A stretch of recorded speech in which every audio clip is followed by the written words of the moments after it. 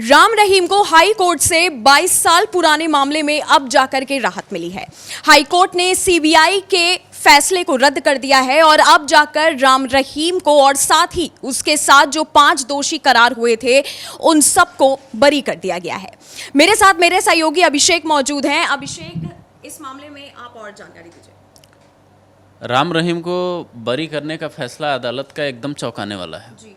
लोग ये सोच रहे हैं कि सीबीआई, जिस जांच एजेंसी पे सबको इतना भरोसा होता है, जो गड़े मुर्दे उखाड़ लेती है, जिसको सब कुछ पता होता है, पुलिस जहाँ तक नहीं पहुँच पाए सीबीआई पहुँच जाती है, उस कोर्ट ने अगर राम रहीम को दोषी माना, सज़ा सुनाई, तो हाई कोर्ट से कैसे बरी हो गया?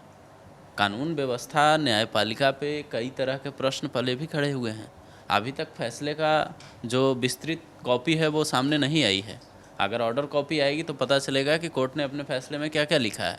लेकिन रणजीत सिंह के जिस मामले में इनको सज़ा हुई थी, राम रहीम को सज़ा हुई थी, तो ये सोचना होगा कोर्ट के सामने क्या पंजाब हरियाणा हाई कोर्ट के सामने सारे सबूत सीबीआई नहीं रख पाई।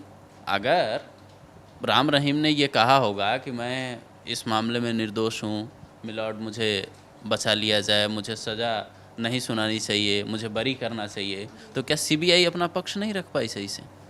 ये बहुत बड़ा प्रश्न है। मैं अभी आपको बताता हूँ कि दर्शकों को पढ़कर बताना होगा कि इस मामले में और क्या आया है अपडेट। और साल 2003 की भी मैं अगर बात करूं तो साल 2003 में भी राम रहीम के ड्राइवर पर भी मुकदमा किया गया था। जब ये केस दर्ज किया गया था उससे पहले राम रहीम का नाम सामने नहीं आया था, लेकिन बाद में साल 2007 में राम रहीम के ऊपर केस दर्ज किया गया और 19 साल बाद, मतलब मैं कहूँ कि 19 साल बाद अब जाकर के ये जो फैसला सुनाया गया, ये जो आपने कहा अभिषेक की काफ़ी चौंकाने वाला था कि राम रहीम को रणजीत सिंह हत्याकांड मामले में जाके बरी किया गया।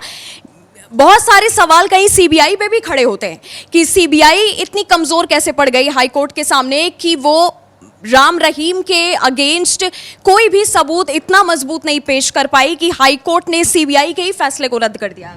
नंदनी, पूरा मामला 10 जुलाई 2022 का है। डेरे की प्रबंधन समिति के सदस्य रहे कुरुक्षेत्र के रणजीत सिंह की गोली मारकर हत्या कर दी गई थी। डेरा प्रबंधन को शक था कि रणजीत सिंह ने साध्वी केस में गुमनाम चिट्ठी अपनी बहन से ही लिखवाई थी। पुलिस जांच से असंतुष्ट रणजीत सिंह के बेटे जगसीर सिंह ने जनवरी 2003 में हाई कोर्ट में याचिका दायर कर सीबीआई जांच की मांग की थी। उसके बाद मामला सीबीआई को सौंपा गया था और फिलहाल अक्टूबर 2021 में डेरा मुखी समेत 5 आरोपियों को सीबीआई कोर्ट ने दोषी करार दिया था। लेकिन अब हाई कोर्ट ने सीबीआई के उसी फैसले को पलट दिया है कि प्रवचन भी किया। तो क्या पैरोल इसलिए मिल रहा था राम रहीम को बाहर आने के लिए कि अपना साम्राज्य खड़ा करो, बाद में बरी हो जाएंगे? ये बहुत बड़ा सवाल है। पंचकुला की सीबीआई ने पहले राम रहीम पर केस किया था। सबसे ज्यादा सवाल सीबीआई के सबूतों पर ही उठ रहे हैं कि क्या सीबीआई हाई कोर्ट के सामने इतनी कमजोर पड़ गई कि वो कोई भी ऐसा मजबूत सबूत नहीं पेश कर पाई, जिसके चलते हाई कोर्ट ने राम रहीम के साथ 5 दोषी जो करार हुए थे उनको भी बरी कर दिया गया है। फिलहाल राम रहीम जेल में है, लेकिन आपका हाई कोर्ट के फैसले के ऊपर क्या कहना है कि हाई कोर्ट ने जिस तरह से सीबीआई के फैसले को रद्द किया, उसके बाद राम रहीम को बरी करने का फैसला लिया है, आपका इस फैसले के ऊपर क्या कहना है? हमें नीचे कमेंट सेक्शन में ज़रूर बताइएगा। धन्यवाद।